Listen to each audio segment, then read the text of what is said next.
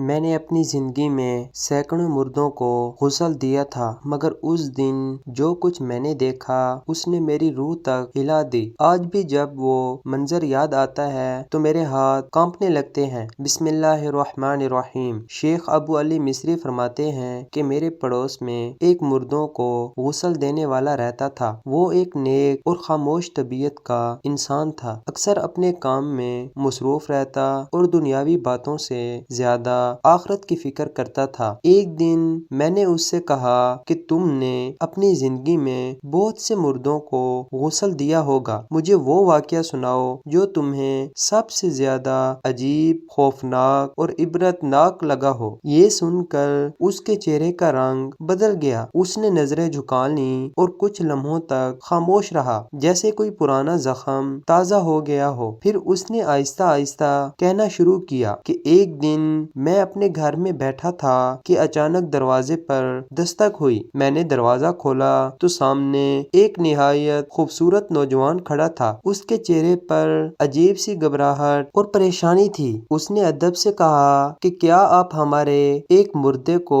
غسل دے سکتے ہیں؟ میں نے کہا یہ تو میرا فرض ہے، مجھے لے چلو۔ چنانچہ وہ مجھے اپنے ساتھ لے گیا۔ راستے بھر وہ خاموش رہا اور میں اس کے چہرے کو دیکھ کر یہی سوچتا رہا کہ آخر ایسی کیا بات ہے جو اسے اس قدر پریشان کر رہی ہے۔ جب ہم اس کے گھر کے قریب پہنچے تو وہاں ایک عجیب سی خاموشی تھی، نہ کوئی رونا نہ شور، بس ایک بوجھل سا ماحول، جیسے دیواریں بھی کسی راز کو چھپائے بیٹھی ہوں۔ میں اندر داخل ہوا تو چند عورتیں آہستہ آہستہ سسکیاں لے رہی تھیں اور مرد ایک کونے میں خاموش کھڑے تھے۔ میں نے دل میں سوچا کہ یہ کیسا غم ہے جو آواز بھی نہیں بن پا رہا۔ پھر وہ نوجوان مجھے ایک کمرے میں لے گیا جہاں وہ میت رکھی ہوئی تھی۔ جیسے ہی میں نے اس میت پر نظر ڈالی تو میں ایک لمحے کے لیے ساکت رہ گیا، کیونکہ وہ ایک نہایت خوبصورت جوان مرد تھا۔ اس کا چہرہ ایسا تھا جیسے چاند کی روشنی، مگر اس کے چہرے پر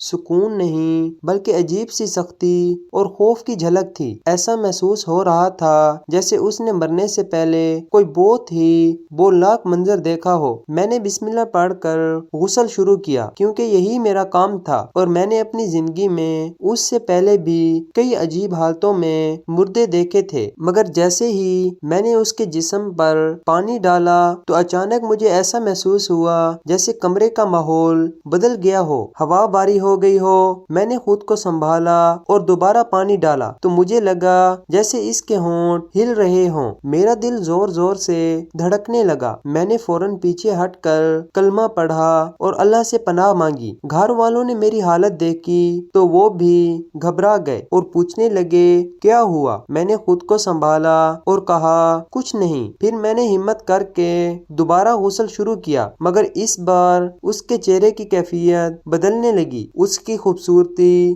جیسے مٹتی جا رہی تھی اور اس کی جگہ ایک خوفناک سختی آتی جا رہی تھی۔ میں نے فوراً اس نوجوان کو بلایا اور کہا کہ مجھے سچ سچ بتاؤ یہ مرد کون تھا اور اس کی زندگی کیسی تھی؟ یہ سن کر اس کی آنکھوں میں آنسو آ گئے اور وہ رونے لگا۔ اس نے کہا یہ میرا بھائی تھا، لوگ اسے بہت اچھا سمجھتے تھے کیونکہ وہ باہر سے بہت خوبصورت اور نرم مزاج لگتا تھا، مگر حقیقت میں وہ اللہ سے دور تھا۔ نہ نماز کی پابندی تھی نہ حلال و حرام کی پرواہ۔ ہم نے اسے بہت سمجھایا مگر اس نے کبھی ہماری بات نہ مانی۔ وہ اپنی مرضی کی زندگی جیتا رہا اور آج اچانک اس کی موت ہو گئی۔ یہ سن کر میرے جسم میں کپ کپی دوڑ گئی۔ میں نے فوراً اللہ سے معافی مانگی اور دعا کی کہ اللہ ہمیں ایسے انجام سے بچائے۔ پھر میں نے بڑی مشکل سے اپنا کام مکمل کیا، مگر میرا دل اس واقعے سے اس قدر متاثر ہوا کہ کئی دن تک میں سو نہ سکا۔ ہر بار جب آنکھیں بند کرتا تو وہی منظر سامنے آ جاتا، ایک خوبصورت چہرہ جو دیکھتے ہی دیکھتے خوف میں بدل گیا۔ اس دن کے بعد میں نے کبھی کسی انسان کی ظاہری حالت پر بھروسہ نہیں کیا، بلکہ ہمیشہ اس کے اعمال کے بارے میں سوچا، کیونکہ اصل خوبصورتی چہرے کی نہیں بلکہ کردار اور ایمان کی ہوتی ہے۔ اور میں نے یہ بھی سیکھا کہ موت کسی کو بھی کسی بھی وقت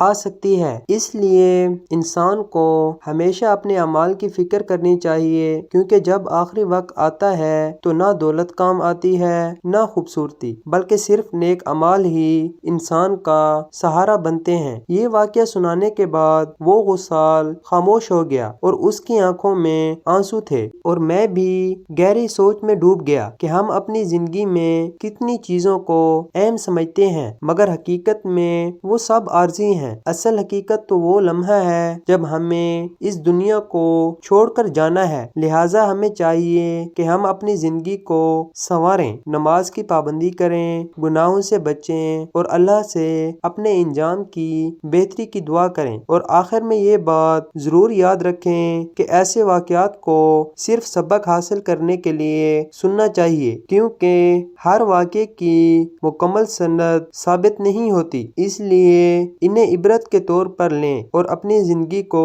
بہتر بنانے کی کوشش کریں، یہی اصل کامیابی ہے۔